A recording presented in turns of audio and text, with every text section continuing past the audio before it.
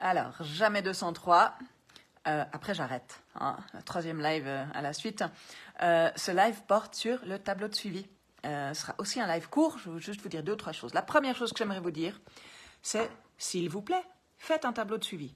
Même si vous ne mesurez pas encore la glycémie à domicile, même si vous ne faites pas de suivi à domicile, même si votre chat est stabilisé, même si votre chat n'est pas encore stabilisé, ok? Peu importe la situation, si vous êtes dans le groupe, que vous donnez de l'insuline à votre chat, s'il vous plaît, faites un tableau de suivi, parce que ce tableau de suivi est un outil de communication entre vous et nous.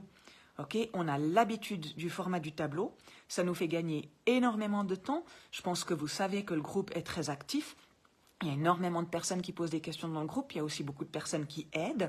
Et le fait qu'on ait ce tableau, ce dossier diabète, ça nous permet très vite, en un coup d'œil, de savoir quelle est la situation. On sait où chercher les informations, elles sont facilement digestibles, facilement interprétables. Quand vous nous mettez les choses en vrac dans une publication, c'est beaucoup plus dur pour les personnes qui aident d'extraire les infos. Et puis, ça diminue du coup vos chances d'avoir une réponse ou une réponse rapide. Ceci dit, je le précise, on a une communauté sœur pour les vétérinaires et on a les mêmes problématiques là-bas. Souvent, il n'y a pas de tableau et donc on nous donne des informations. Et moi, je dois dire que quand on me donne les informations d'une situation pas sous forme de tableau, je dois vachement réfléchir pour essayer de comprendre quelle est la situation et voir quel conseil je donne. Par contre, on me montre un tableau, je l'ai sous les yeux, clac, en quelques secondes, je sais ce qu'il faut répondre. Okay? Donc, s'il vous plaît, faites le tableau, même s'il n'y a rien dedans, même s'il n'y a pas grand-chose dedans à part les injections d'insuline, c'est aussi une information. Le fait qu'il n'y ait pas de mesure de glycémie, c'est une info. Comme ça, on sait qu'il n'y a pas de mesure de glycémie. Ça, c'est le premier truc que je voulais vous dire à propos du tableau. Et la deuxième chose, vous allez comprendre que ça découle de ce que je viens de dire, parce que ce tableau, il est là pour faciliter le travail, pour faciliter la communication. La deuxième chose que je voudrais vous demander, c'est s'il vous plaît, évitez de personnaliser ce tableau. Il a été fait d'une certaine façon il y a des raisons pour lesquelles il est comme il est. Et le fait qu'il soit standardisé, que tout le monde ait le même tableau, c'est ça qui nous permet d'être efficace, c'est ça qui nous permet d'éviter les malentendus, c'est ça qui nous permet d'être rapide, c'est ça qui nous permet d'économiser de l'énergie, si on veut, c'est-à-dire de pouvoir aider le plus de monde possible avec le moins de ressources possible. Et donc, quand vous faites des choses comme rajouter des colonnes à votre tableau, changer la largeur des colonnes, mettre beaucoup de texte sur chaque ligne ou beaucoup de texte en haut et puis bloquer la moitié de l'écran, enfin voilà, de rajouter des colonnes pour les heures d'injection, pour d'autres médics, s'il vous plaît, ne faites pas ça, ça complique le travail des gens qui aident. Donc, si vraiment vous avez besoin de suivre d'autres choses que ce pourquoi le tableau est prévu, il y a déjà la colonne commentaire. Et si il y a tellement d'autres choses que vous avez besoin de suivre, les médics, les symptômes ceci, les symptômes cela, faites un onglet supplémentaire dans votre tableau pour suivre ce genre de choses. Ou éventuellement rajouter des colonnes tout à droite après la colonne commentaire, là où elle ne gêne pas en fait.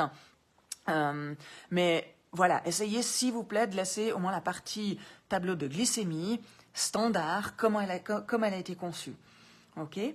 Et puis, si vous vous retrouvez à rajouter plein de colonnes, à vouloir rajouter plein de colonnes et suivre des tas de trucs, allez regarder la vidéo Garot sur investissement, parce qu'il y a un risque que vous soyez en train de vous focaliser sur mesurer, observer, comptabiliser, etc., à l'excès. Ok? Donc, message du jour 1, s'il vous plaît, faites un tableau de suivi. Je le répète nouveau, il y a de l'aide à disposition pour le faire.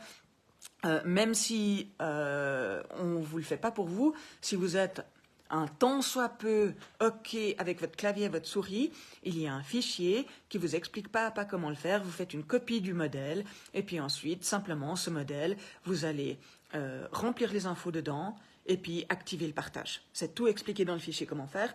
Si vous êtes trop stressé, et on comprend que ça arrive, ou que l'informatique, c'est pas votre truc, on a une personne dans le groupe qui le fera pour vous.